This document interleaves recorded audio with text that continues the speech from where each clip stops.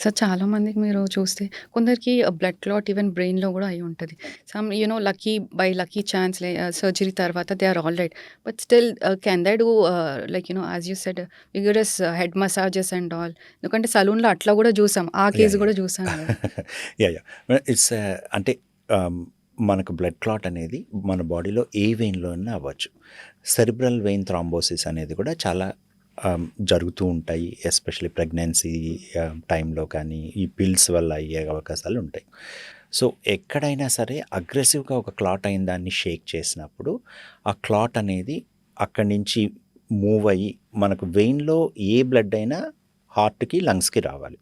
So, మన బాడీలో ఏ వెయిన్‌లో blood clot అయినా కూడా అల్టిమేట్‌గా అక్కడి నుంచి క్లాట్ మూవ్ అయితే రీచ్ అవ్వాల్సింది హార్ట్‌కి, లంగ్‌కే. సో, అందువల్ల ఎప్పుడైనా అది కాలైనా, హెడ్ అయినా ఏదైనా అగ్రెసివ్ మసాజు క్లాట్ అయినప్పుడు చేయడం అనేది రిస్కీదే అవుతుంది.